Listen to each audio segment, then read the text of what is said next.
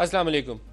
पाकिस्तान की दाखिली सूरत हाल, security challenge, Taliban का challenge, Pakistan में बम धमाके, ये नई बात नहीं है। पिछले कई साल पाकिस्तान यही सजा भुगत रहा है और 9/11 के बाद हर आने वाला दिन पहले से मुश्किल रहा है। इस दौरान जनरल परवेज मुशर्रफ ने जो अमेरिका के साथ इंगेजमेंट की, कहा यह जाता है कि उसी का फॉलो आउट है जिसकी सज़ा आज पाकिस्तान को मिल रही है। पाकिस्तान पीपल्स पार्टी के जो 5 साल गुजरे उसमें भी यही मसला था। नून लीग की हुकूमत ने इलेक्शन में पूरी कैंपेन जो थी इसी नारे पे की थी कि हम आएंगे तो तब्दीली लाएंगे, अमन आएगा। अमन आया नहीं है। तालिबान के साथ पीस प्रोसेस उसका आगाज़ इस तरीके से हुआ है कि 2 कमेटीज़ बन गई हैं लेकिन नॉन स्टार्टर है। पहली मीटिंग जो होनी थी, पहली मीटिंग ही पोस्टपोन हो गई। रियल चैलेंज क्या है, मसाइल क्या है और इनका हल क्या है, इसके ऊपर आज के प्रोग्राम में हम फोकस करेंगे। और हमारे साथ मेहमान शख्सियत हैं सेनेटर रहमान मलिक, पाकिस्तान के साबिक वज़ीर दाखिला, और पाकिस्तान का इस हवाले से ये कहना चाहिए कि ज़्यादा बेहतर पोजीशन में इसको एनालाइज़ करने में और कमेंट करने में कि 5 साल जो कुछ पाकिस्तान में सिक्योरिटी सिचुएशन हुई बहुत करीब से इन्होंने देखा भी और उसके साथ कैसे निपटना है उसके ऊपर मामलात भी इन्होंने तय किए। मलिक साहब, आपको प्रोग्राम में खुश आमदीद कहता हूँ। पहले बातचीत वाले अमल से आगाज़ करेंगे। ये फरमाइएगा कि तालिबान, आप ज़ालिमान उन्हें कहते हैं, बातचीत से मामला आगे चलेंगे या नहीं चलेंगे? थैंक यू नदीम, आपने एक अपना भी सफ़र शुरू किया। 22 साल से मैं देख रहा हूँ आपको मीडिया में, जो मैंने 5 साल में देखा वही चीज़ आप 22 साल से देख रहे हैं। और मीडिया की नज़र से और अपने कोलीग की नज़र से जो आप देख रहे हैं, जो सिचुएशन आज है उसके बहुत से अवामल हैं। लेकिन पेशतर इसके मैं उस पर कमेंट करूँ, जो सवाल आपने किया है, मैं समझता हूँ कि मियाँ नवाज शरीफ साहब ने जो इनिशिएटिव लिया है वो बहुत अच्छा लिया है। मैं गवर्नमेंट का इनिशिएटिव सपोर्ट भी करता हूँ और मैं उसको अप्रिशिएट भी करता हूँ। नो द क्वेश्चन राइजेस कि क्या ये इनिशिएटिव कामयाब होगा या नहीं होगा।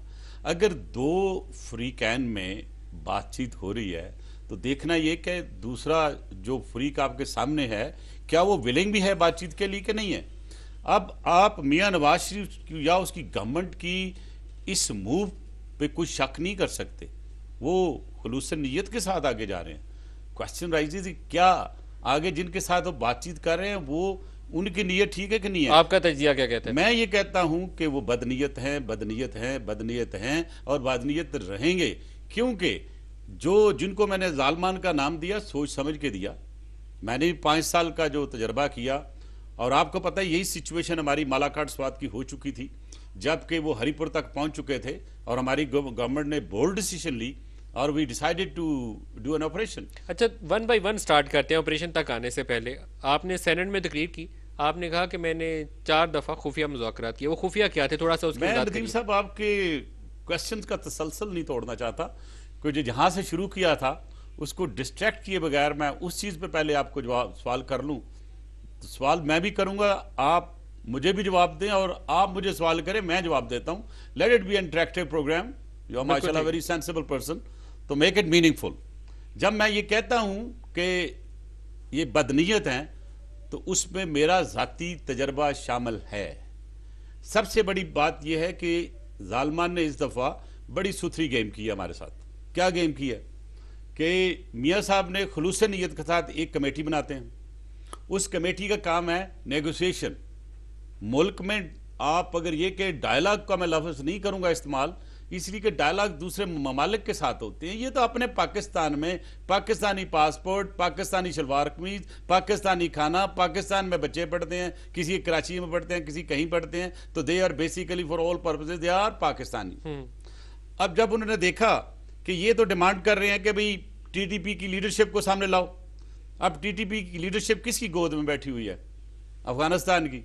अब फजलुल्लाह तो आने से रहा, आगे रह गया शकील, और शकील कारी शकील पे जितने केसेस हैं किसी से छुपे हुए नहीं हैं। और इसको मैंने गालबन 13 अगस्त या 12 अगस्त 2010 की बात है, गालबन डेट मुझे एग्जैक्ट नहीं याद, लेकिन इनको प्रोस्क्राइब किया। आप कानून के मुताबिक कालदम नहीं, मैं पहले उसको एक्सप्लेन करूंगा क्योंकि ये ना समझा जाए कि शायद मैं अपोज कर रहा हूं डायलॉग को। मैं सिर्फ एक चीज की करेक्शन कर रहा हूं as a member of the upper house.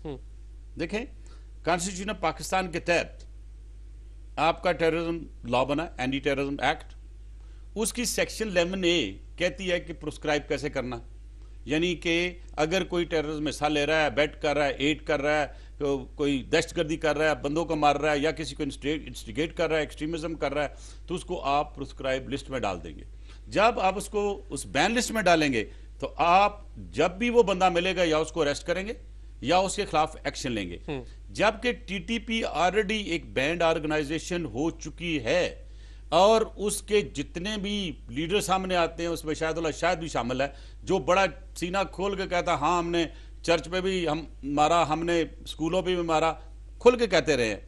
अगर ये सारा कुछ वो सेल्फ कन्फेशन करते रहे जिसकी वीडियो मौजूद है, उसकी मौजूदगी में कितने आपकी एफआईआर दर्ज हुई वो भी रिकॉर्ड में मौजूद है, हजारा एफआईआर है, तो क्या आप एक एनआरओ लाएंगे? Let me talk because people would like to know कि अगर आप सारी एफआईआर खत्म करते हैं तो that means you are bringing NRO with the Taliban. But at the same time उन्होंने क्या किया? उन्होंने तो फिर स्मार्ट मूव की ना रहमान मलिक साहब। नहीं, अगली मूव उनकी देखें, उन्होंने क्या किया?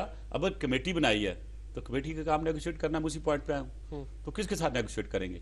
जिसके साथ उनका प्रॉब्लम है, जो बंदे मारते हैं, जो लोगों को शहीद करते हैं, हमारे फौजियों को भी और हमारे इनोसेंट लोगों को। उन्होंने क्या किया कि हम PMLN के जितने मुखालफ पार्टी हैं, जिसमें आपके इमरान खान साहब हैं, उनका नाम ले लिया। JI भी मुखालफ पार्टी है, ज़ाहिर है वहाँ पे मुखालफत में बैठते हैं, KPK में भी। और इस तरह आपके जो समीउल हक साहब है वो IJI के पहले सरबराह थे और उसके बाद उनके जो हालात रहे वो भी सामने हैं। फिर जब उनको नॉमिनेट किया गया, उन्होंने मीटिंग की मियां नवाज शरीफ साहब के साथ, वो बाहर निकल के उन्होंने जो बयान दिया अशरफी साहब के साथ, वो भी आपके नोटिस में है।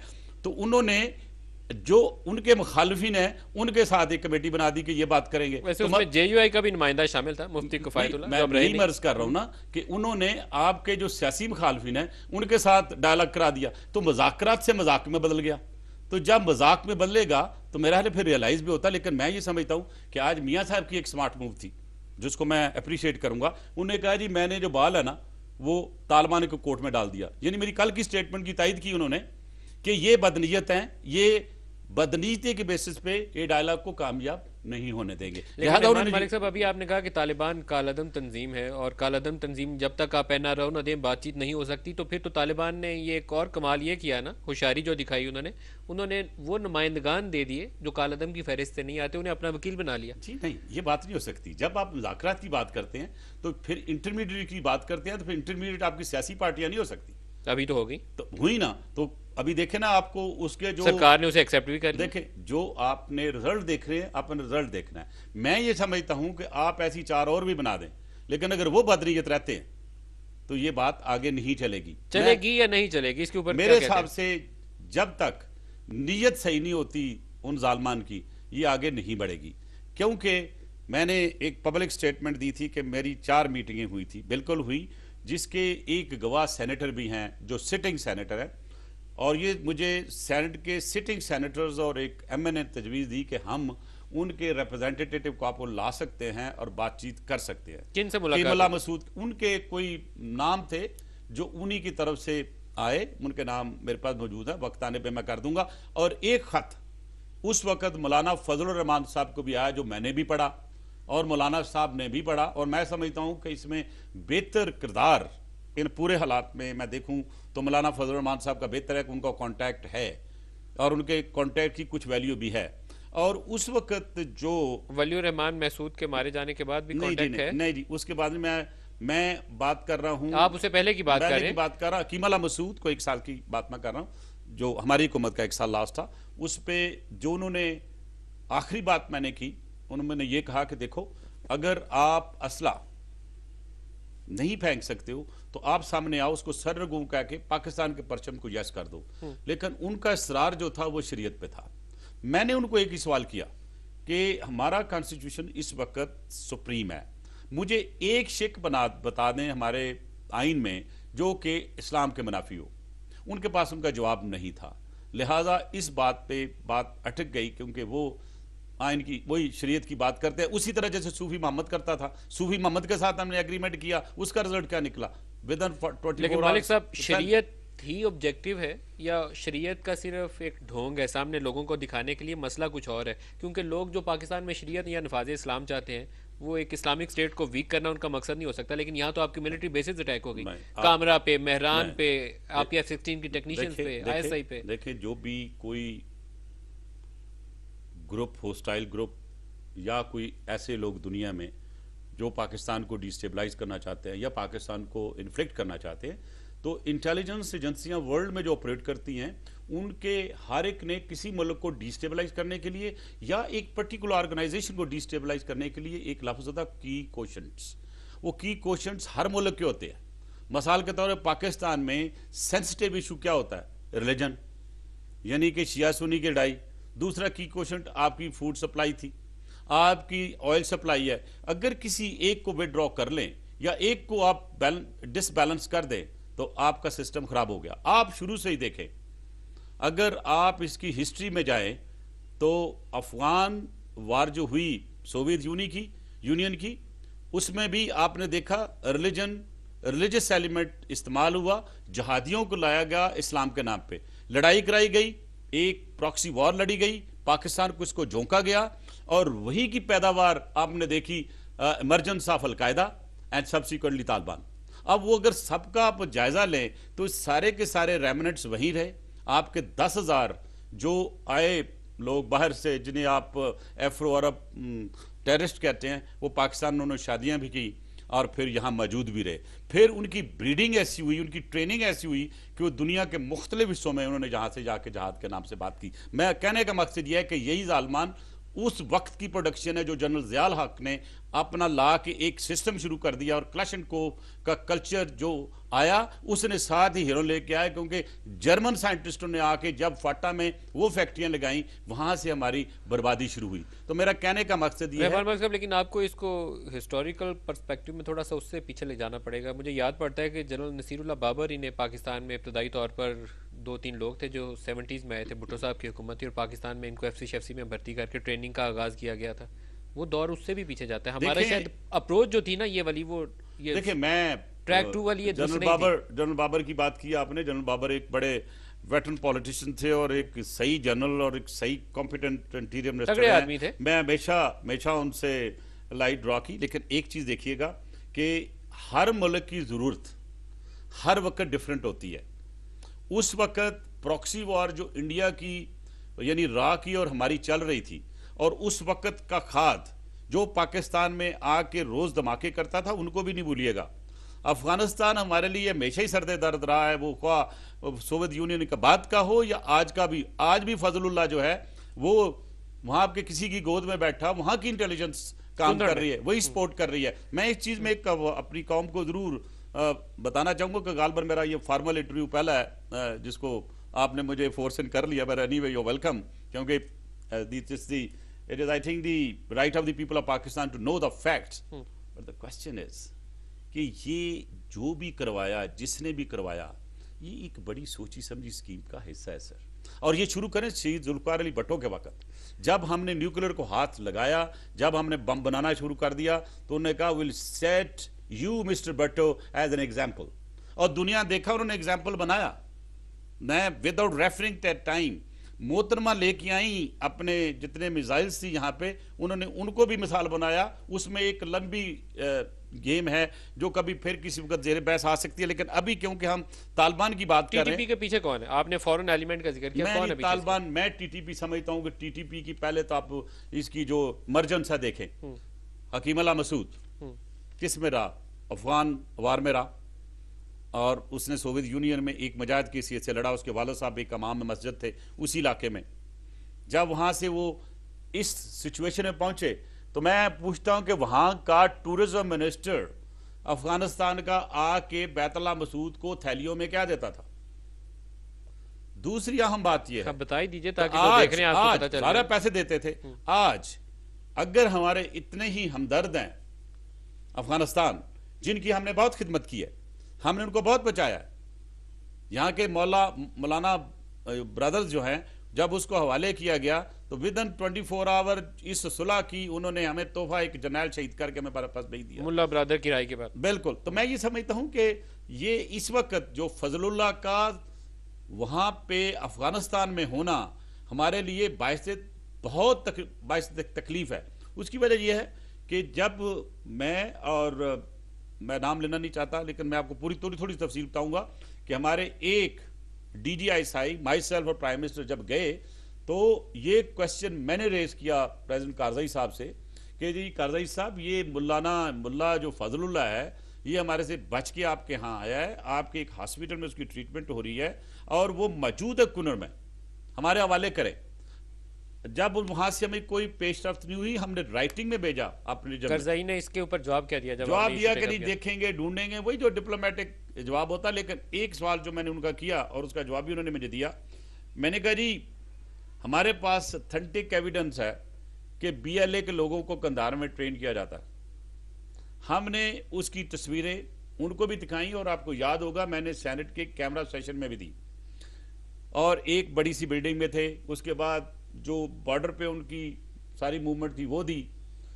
तो एक जो मुझे उनकी बात जो मुझे आज उनकी समझ में आ रही है, वो कहते हैं कि देखें जी हमें आप मुल्ला ब्रदर नहीं देते, हमें मुल्ला ब्रदर दे दे और हम इनको दे देते हैं। बहरहाल वो तो ना हुआ, लेकिन हमने डिप्लोमेटिक जितने भी हमारे एफर्ट से करने के बाद हमने बरामदात भुगती को अफगानिस्तान से बाहर भिजवा दिया। क्या आपकी मुलाकात हुई बरामदाग से या हरबियार से? बरामदात भुगती से मेरी मुलाकात होनी थी, लेकिन किसी एक मुल्क ने उनको ये कह दिया कि अगर तुम गए तो तुम्हें पाकिस्तान मरवा देगा, यानी रहमान मलिक जो अरेंज कर रहा है मीटिंग, ये आपकी एलिमिनेशन किया, विच वाज रॉन्ग। लेकिन मेरी हरबियार से हुई, हरबियार मरी से हुई, बिल्कुल 2 मीटिंगें मेरी उनके साथ हुई।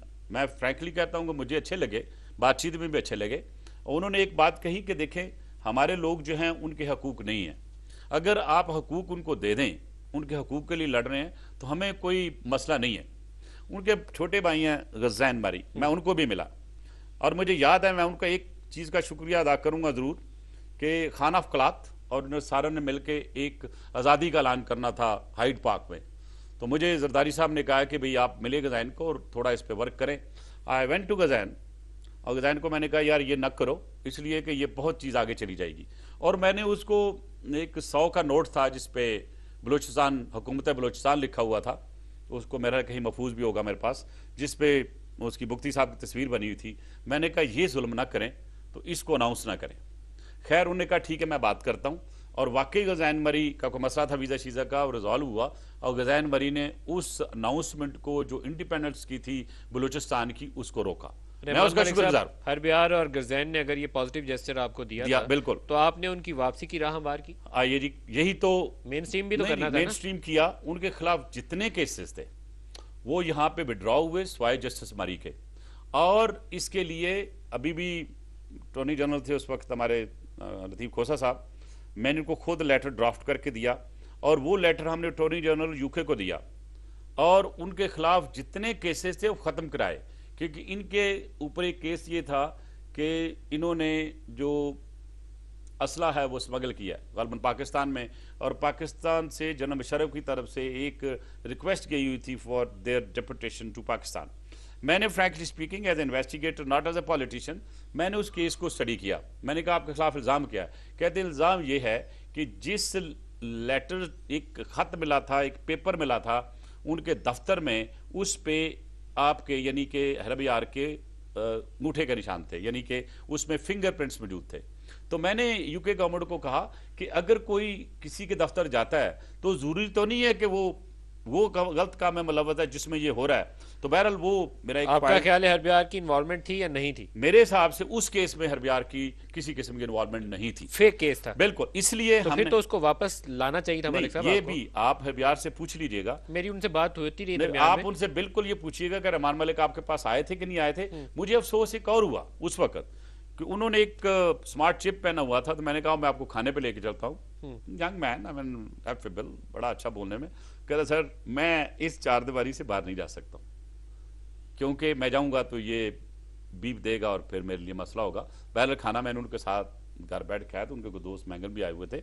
तो मैंने ये कहा कि आप आना चाहें तो ज़रूर आएँ। क्यों नहीं आए? वो इसलिए नहीं आए कि अपनी मर्जी से नहीं आए थे, हमने उनको ऑफर किया, केसेस भी खत्म करा दिए। और फिर मैंने ये भी कहा, मैंने कहा आपका एक केस है जो कि जस्टिस मरी वाला है कि उसमें थर्ड पार्टी इन्वॉल्व हो सकता है, मैं आपको उसमें ना ले जा सकूं, लेकिन अगर आप आएंगे तो बेल की जिम्मेदारी हमारी है, हम कराएंगे इंशाल्लाह। बलूचिस्तान में भी फॉरेन इन्वॉल्वमेंट है, आगे भी आ जाए, क्योंकि हम टीटीपी से एकदम से बीएलए पे आ गए। ये जवाब नहीं, ये जरूरी है क्योंकि मुल्क पूरे में ये डिस्टर्बेंस है, ये जरूरी है क्योंकि बात चलती है तो बहुत दूर निकल जाती है। मेरा उनके साथ वास्ता रहा।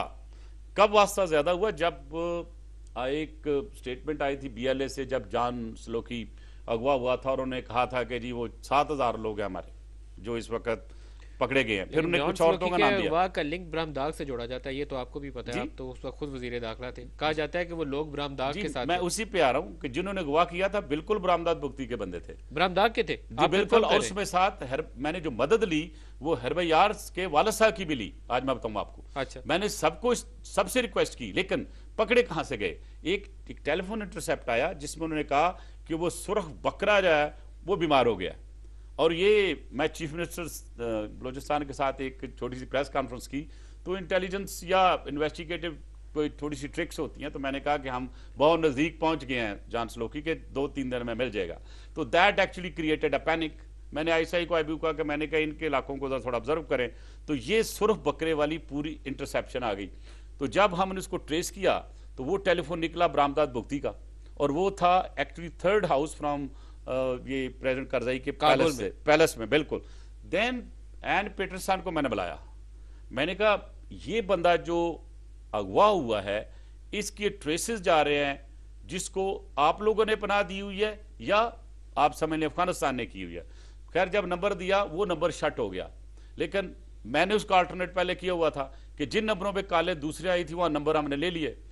Then we started tracking through ambulance, और वो जो गाड़ी थी ट्रेस कर लिया। फिर यहाँ तक ज़ाहिर है उनका नेशनल था, तो मैंने एम्बेसडर का, madam ambassador I would like to do an operation. तो उन्होंने कहा कि ये तो कोऑपरेशन में अगर मारा गया तो फिर प्रॉब्लम होगा। तो it took us about 6 days। फिर मैंने 2-3 और सरदारों को जिनको मैं ज़ाती तौर पे जानता हूँ, खत भी लिखे, बंदे भी भेजे। उन्होंने फिर मुझे कहा अच्छा मलिक साहब 3 दिन के बाद आपको फलां क्लिनिक के सामने वो मिल जाएगा। और मिल गया वो। और फिर मिल गया, और उसको हम लेके भी गए।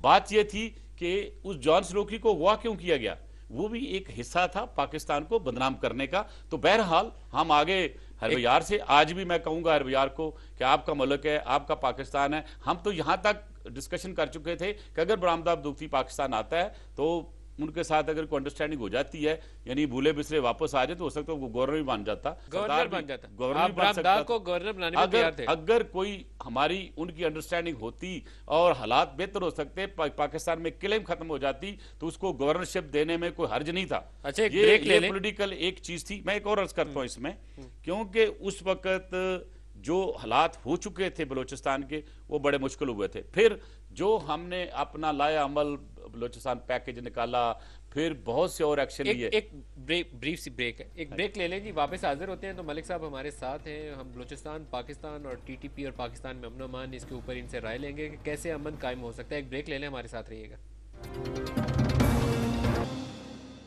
Welcome back. Senator Rahman Malik, farmer interior minister of Pakistan, हमारे साथ हैं। मलिक साहब ये फरमाइएगा कि बलूचिस्तान में फॉरेन इन्वॉल्वमेंट कितनी तगड़ी है कि हमारे हालात काबू में नहीं आते। देखें, अगर कोई चीज़ हो रही है, एक आम बलूची जो है उसके पास ना क्लाशनकोफ हो सकती है, ना माइंस हो सकते हैं, ना उसके बम हो सकते हैं। तो अगर कोई किसी के बाजू काटने का या किसी का गला काटने का या किसी की टांग उड़ाने का एक सेट पैसा दिया जाता है तो कोई तो देता है। और उस वक़्त मैं रिकॉर्ड पे मौजूद हूँ, और ये डिटेल्स मैंने चिदम्बरम जो इंटीरियर मिनिस्टर थे उस वक़्त इंडिया के, उनको ज़ाती तौर पे दी कि वहाँ पे एक डॉक्टर साहब हैं, उनके यहाँ आपके कॉल भी आती हैं, जाती भी हैं, और वहाँ उनकी इन्वॉल्वमेंट है। और कुछ लोग ऐसे भी हैं जो बॉर्डर पे जो देखे गए हैं जिनकी अमल दखल है, तो लिहाजा हम चाहते हैं कि इसको रोका जाए। लेकिन एक चीज़ तो बयान आउट हो गई कि अगर बरामदाद भुगती को रखा अफगानिस्तान ने, उसको बड़े प्यार से और पूरी सिक्योरिटी देके, तो वहीं से अगर कंधार से लोग आके मार के चले जाते थे तो फॉरेन इन्वॉल्वमेंट तो हो गई। तो ये एक नेक्सस है, इधर अफगानिस्तान, इंडिया और इधर साथ पाकिस्तान वो का बिल्कुल नेक्सस। टीटीपी में, टीटीपी के पीछे कौन खड़ा है, इनमें से आप किसको आइडेंटिफाई करें? मैं तो जी वही शुरू वाली बात कि टीटीपी जो है, मैं समझता हूं कि एक ही क्वेश्चन जो कि हमारे दुश्मनों ने बनाया वो था मजहब। पीछे कौन है इसके? मैं आ रहा हूं। और वो लोग जो पाकिस्तान को डिस्टेबलाइज करना चाहते थे वो भी मौजूद हैं, लेकिन अभी तक जिसकी हम नुमाया तौर पे कह सकते हैं वो अफगानिस्तान की इंटेलिजेंस एजेंसीज के पीछे टीटीपी के है। और हमने एक नक्शा पकड़ा था एक डिटेल के साथ, जो कि चतराल को मालाकंड स्वात की तरह वो कन्वर्ट करना चाहते थे, और उनकी डिटेल भी हमारे पास थी, इंटेलिजेंस एजेंसियों के पास मौजूद है। और ये भी हमें उसी वक्त पता चला कि उनको जो पेमेंट होती है, टेररिस्ट को जो रिक्रूट करते हैं, 15 से 20 हज़ार रुपया मिलता है उनको, और अगर ये सारी चीज़ें कहीं से होती हैं तो जाहिर है कोई तो कोई प्रॉक्सी वॉर लड़ रहा है। लेकिन पाकिस्तान में आप देखें कि जो प्रॉक्सी वॉर का सिलसिला शुरू हुआ है वो सवाए हमें नुकसान पहुंचने के किसी जगह और नहीं है। और इस रीजन की अगर आप जो पॉलिटिकल सिचुएशन आप देखें तो ईरान वर्सेस यूएस क्या हुआ, आप देखें अरब स्प्रिंग के साथ देखें, उसके बाद अफगानिस्तान पाकिस्तान का देखें, पाकिस्तान इंडिया देखें, अब उसके बाद जो सिचुएशन मर्ज हो रही है, मैं समझता हूं कि हुएवर इज सीइंग इट और handling it they must see कि बाय डिस्टेबलाइजिंग पाकिस्तान अगर कोई ये समझे कि दुनिया में अमन रहेगा तो they are very much mistaken. मैं समझता रहमान हूं। साहब, लेकिन एक चीज़ मैं आपसे जानना चाहता हूँ, हमारा अपना सिक्योरिटी ऑपरेटर्स काफ़ी तगड़ा है। आईएसआई, आईबी, एफआईए का सेटअप, आपकी एमआई काम करती है, 26 हमारे अभी चौधरी निसार ने कहा एजेंसीज काम करती हैं।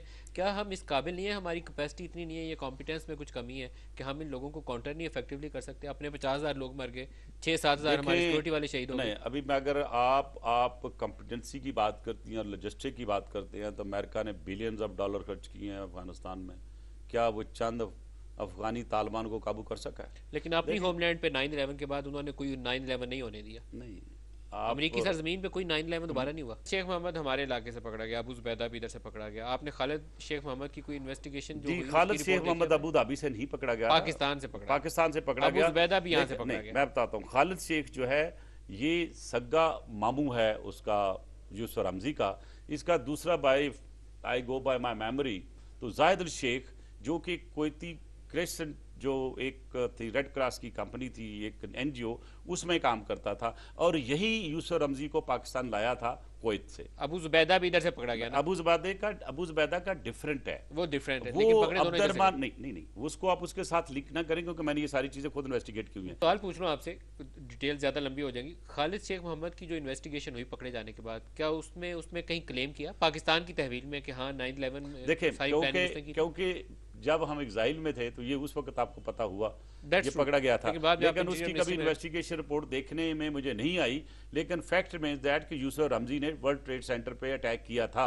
टीटीपी के साथ ये जो मुज़ाकराती अमल है, ये आगे चलेगा या यहीं रुक जाएगा? मैं समझता हूं कि जिस बदनीति से टीटीपी ने एक गेम करके जो पाकिस्तान गवर्नमेंट ने एक टीम बनाई उसको सैबोटाज किया।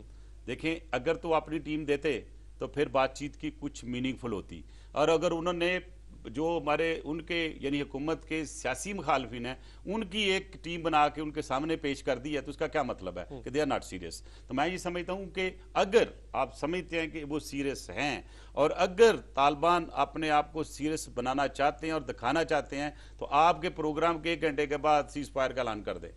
अगर वो सीज फायर का ऐलान कर दें तो मैं गवर्नमेंट को एडवाइस ये करूंगा कि वो उनको जो बैन लिस्ट उसमें से निकाल दें ताकि उनकी आमदोरफ्त उनसे बातचीत हो सकती है। देखें ना, किसी एक एंड पे तो आपने आना है। मैं बिल्कुल नेगोशिएशन को सपोर्ट करता हूं, लेकिन जहां बदनीति आती है उस बदनीति को पॉइंट करना मेरा अपर हाउस के मेंबर की हैसियत से अच्छा, ये बड़ी अहम बात है। आप कह रहे हैं कि अगर वो सीज फायर का ऐलान करते हैं तो हुकूमत को चाहिए कि उन्हें कालादम की फहरिस्त से निकाले और उनके साथ बाकायदा बराह रास्त मुज़ाकरात का आगाज बिल्कुल करें, लेकिन पहले एज ए प्री कंडीशन उन्हें सीज फायर का ऐलान सीज फायर करना चाहिए। देखे ना, वो कहते हैं बहुत सिंसियर है और हम बिल्कुल आगे आना चाहते हैं। तो सबसे पहले क्या हो रहा है, जो हमारा मसला क्या है, वो तो लोगों की शोधा का मसला ना, इनोसेंट लोगों की चाहते हैं, फौजियों की चाहते हैं।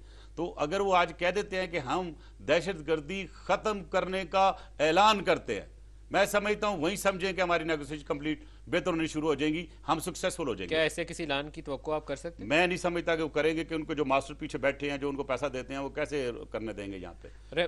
रहमान भाई साहब, कराची का भी आपसे हमने पूछना है। कराची सिचुएशन पाकिस्तान के लिए हमेशा एक लम्हा फिक्रिया रही है। हमारा फाइनेंशियल कैपिटल है, लेकिन कोई दिन वहाँ 10-15 लाशें ऐसा गुजरता नहीं है कि ना गिरे। वहाँ कौन है? टीटीपी है, वहाँ फॉरेन एलिमेंट है, कुछ हमारी डोमेस्टिक देखें, आप ओवरऑल पाकिस्तान की सिचुएशन देखें। मैंने की क्वेश्चन की बात की थी, की क्वेश्चन में आपकी मजहब आया, आपकी ऑयल की सप्लाई आई, और तीसरा जो पाकिस्तान की क्वेश्चन है वो है सप्लाई ऑफ एवरीथिंग। और डोंट फॉरगेट कि कराची हमारा हब है, इकोनॉमिक हब है, जहाँ से हर चीज़ सप्लाई होती है, वहाँ से आपको सफोकेट किया जा सकता है। तो ये सारे जितने माफिए हुए उसमें फॉरेन एलिमेंट डेफिनेटली मौजूद है, प्रॉक्सी वॉर डेफिनेटली मौजूद है। मैंने जब इंटीरियर मिनिस्टर था उस वक्त भी और आज भी मैं बिल्कुल विद फुल ट्रांसपेरेंसी और रिस्पॉन्सिबिलिटी के साथ कह रहा हूं कि लश्कर जंगी वहां पे इन्वॉल्व है और लश्कर जंगी के बंदे आज भी पकड़े हुए हैं।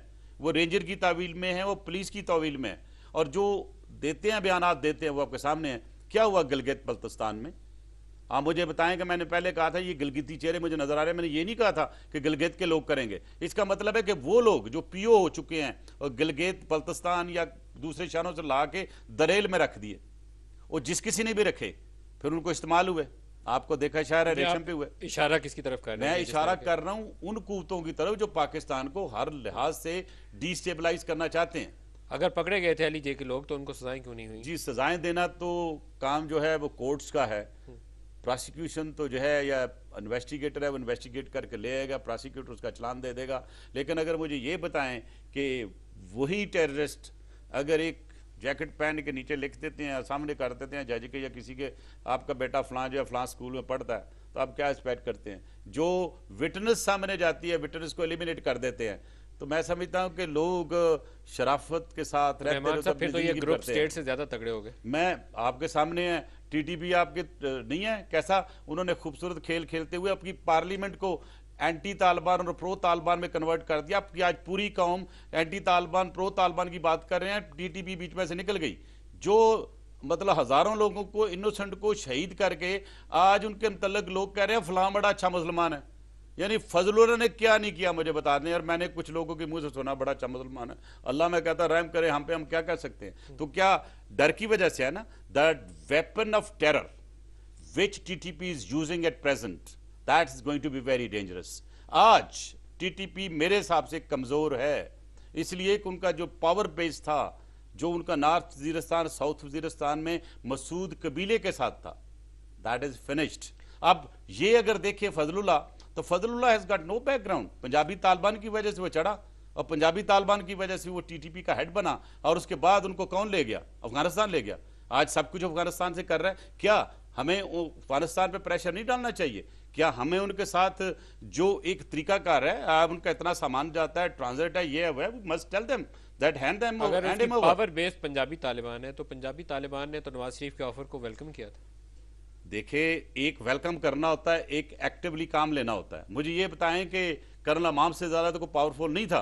कर्नल अमाम कैसे एलिमिनेट हुआ, किसने एलिमिनेट कराया, that is also to be seen. तो मैं ये समझता हूं कि जो जालमान की पॉलिसी है वो सिर्फ उनकी नहीं है, वो उनके पीछे हैंडलर्स, कंस्पिरेटर्स और जो उनको सपोर्ट करते हैं वो कर रहे हैं। तो सिर्फ फोकस नॉर्थ वजीरिस्तान पे रखें या फिर पंजाब की तरफ भी देखें? मैं समझता हूं कि अगर आपने कोई ऑपरेशन करनी है तो वो फिर 3 जगहों पे होनी, 4 जगहों पे होनी चाहिए। एक आपकी झंग में होनी चाहिए, साउथ पंजाब के कुछ इलाकों में होनी चाहिए, कराची के कुछ इलाकों में होनी चाहिए, और फिर आपको अफगानिस्तान को ऑन बोर्ड लेना पड़ेगा।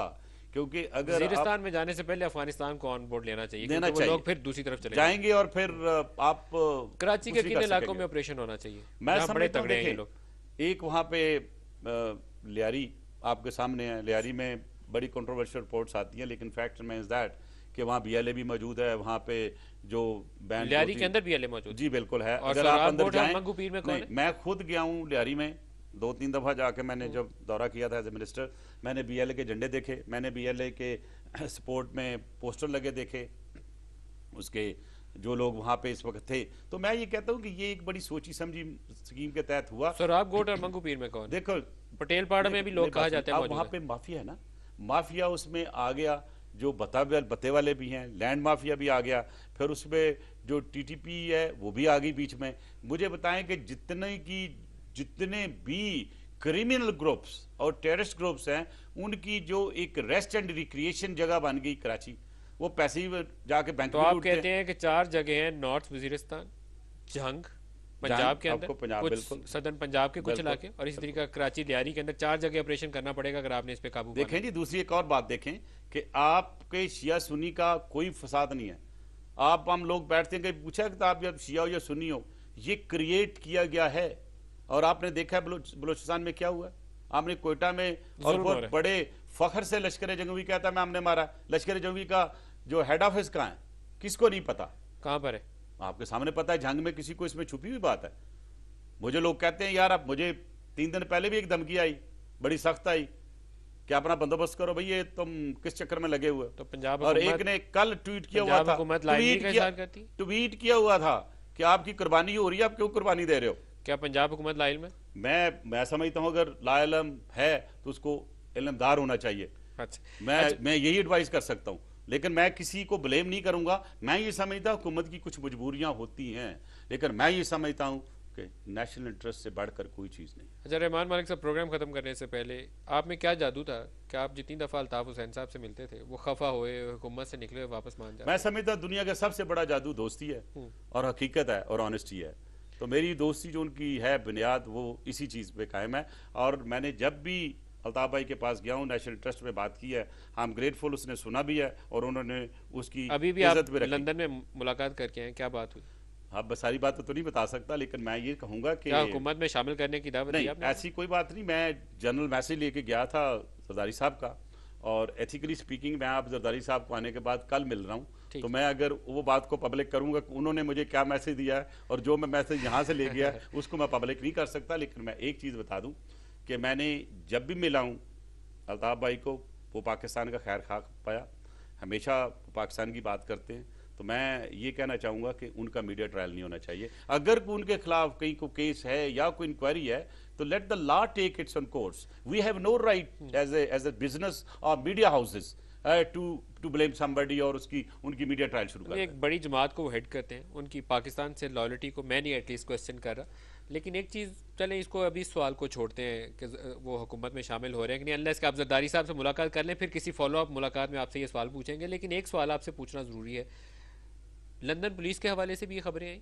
जुल्फ़िकार मिर्ज़ा साहब ने भी ये बातें कही कि doctor Imran Farooq murder case में 2 लोग पाकिस्तान आए थे, कराची एयरपोर्ट से जैसे ही वो उतरे श्रीलंका से वापस आते हुए हमारी एजेंसी एक इस्लामाबाद में उन्हें ले आई और इनकी पनाह में अभी तक क्या रियलिटी है इसमें? मेरा ख्याल है फिर हो सकता है आप मेरे से ज़्यादा वेल इन्फॉर्म्ड हों, लेकिन एज ए इंटीरियर मिनिस्टर जब मेरी चीज़ ये नोटिस में आई, ये खबर आई, जंग में भी आई और एक दौर अखबार में थी कि 2 बंदे वहाँ से आ गए, एक का नाम कोई इमरान था और समथिंग लाइक दैट।